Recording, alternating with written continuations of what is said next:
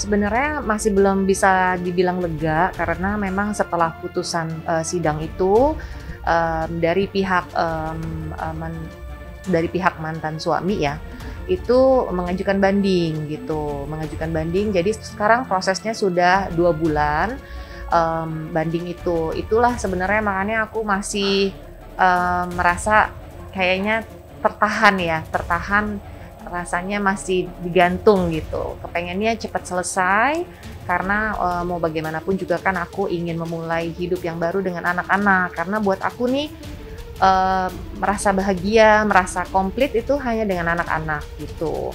Jadi belum memikirkan untuk yang lain, aku sekarang mau fokus, bekerja, fokus membesarkan anak, itu aja sih. Kalau dilihat dari sebenarnya kalau banding itu kan hanya menyurat ya, bukan proses sidang gitu. Jadi, memang dari, beliau tuh menginginkan hak asuh anak dan juga tidak menyetujui, biaya tunjangan dan biaya mut'ah gitu. Tapi itu dia, makanya sebenarnya, kan ada baiknya kita, kita dibicarakan secara keluargaan gitu, seperti apa. Karena anak-anak itu kan masih di bawah umur, jadi memang keputusan hakim pada tanggal 17 Februari itu kan hak asuh anak ada di, saya sebagai ibunya. Dan menurut aku juga memang itu hal yang, sangat bijaksana, karena memang aku yang lebih banyak waktunya untuk anak-anak gitu. Jadi walaupun aku bekerja, tapi aku tetap ada, waktu untuk di rumah. Banyak waktu, WFH dan anak-anak masih terus dalam pengawasan aku sepenuhnya. Itu aja sih concern-nya gitu.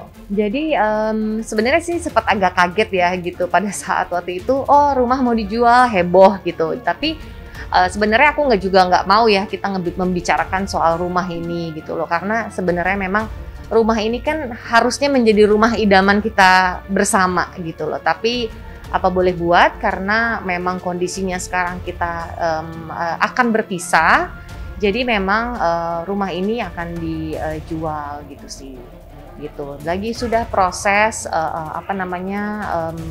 ditawarin sana sini, jadi semoga prosesnya bisa secepatnya karena, aku dengan anak-anak juga memang harus mencari tempat tinggal yang baru, ya kan, gitu loh. Jadi sebenarnya anak-anakku tuh anak yang sangatlah, bisa dibilang aku mengajarkan mereka untuk dewasa. Aku selalu ngajakin ngobrol dari hati ke hati.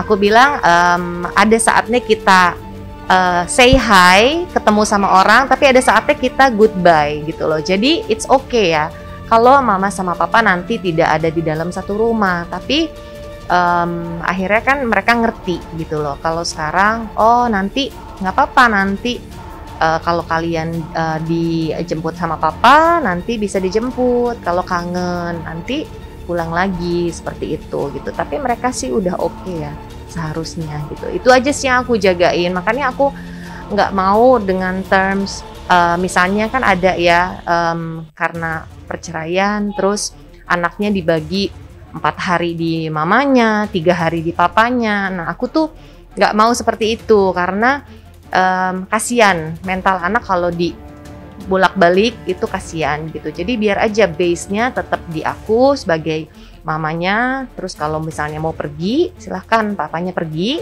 tapi dengan syarat jiwa dan raga harus present gitu. Jadi memang harus nemenin. Jadi saya nggak mau anak-anak dibawa tapi ntar dititipin lagi gitu. Harus papanya nemenin gitu loh.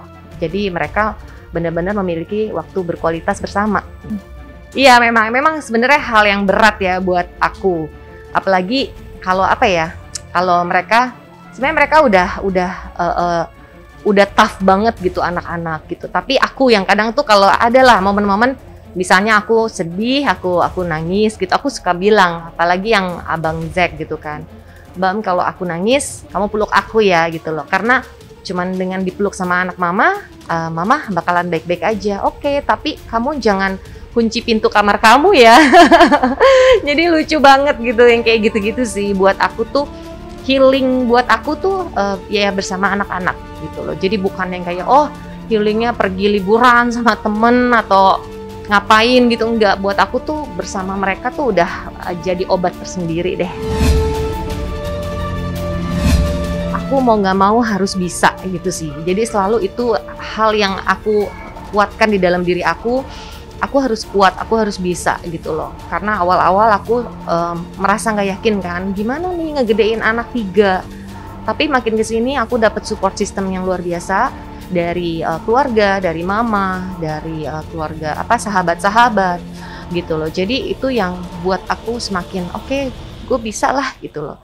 Karena anak-anak juga pasti kan tahu pengorbanan ibunya seperti apa gitu, dan tahu betapa tulusnya kasih sayang dan cinta aku sama mereka.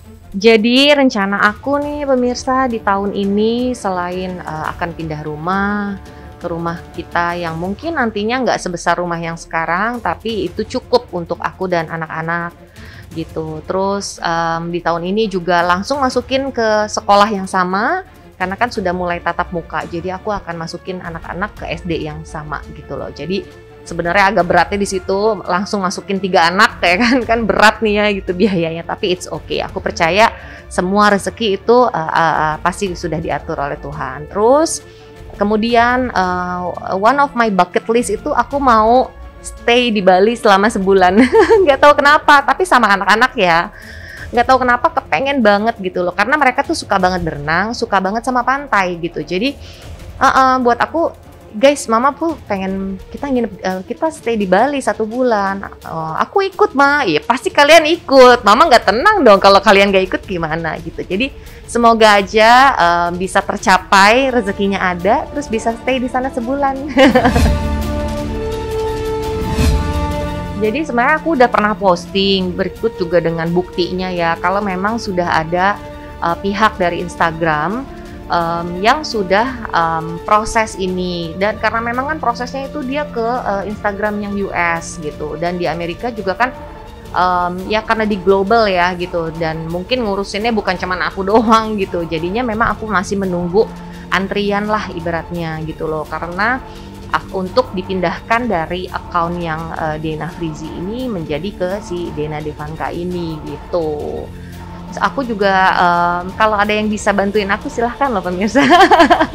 Aku dengan senang hati karena aku sudah mencoba dari segala sisi ya gitu loh. Jadi jangan khawatir kok, aku juga sebenarnya dari tahun lalu, dari sebelum aku masukin gugatan tuh aku sudah proses untuk mau diganti gitu. Nggak nyaman juga ya.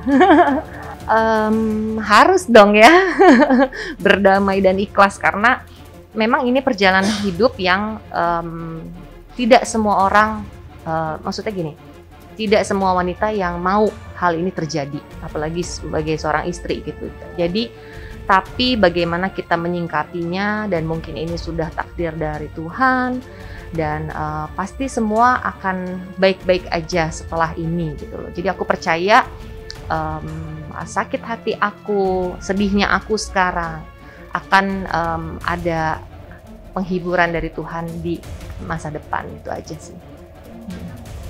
Pasti muatkan tuh anak-anak dan mama aku banget, luar biasa gitu loh.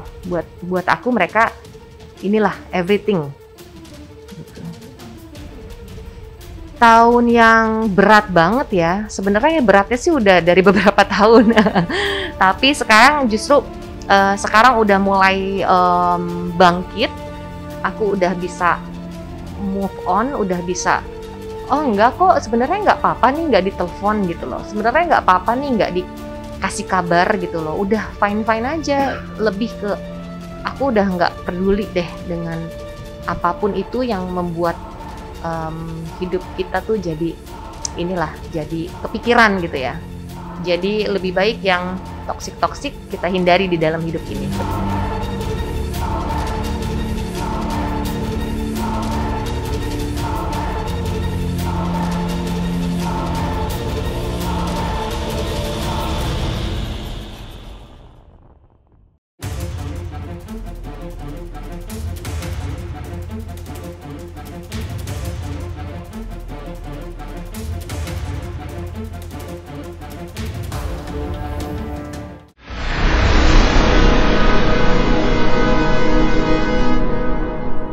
Jadi jangan lupa untuk subscribe Cumi Cumi. Ditekan ya tombol lonceng merahnya.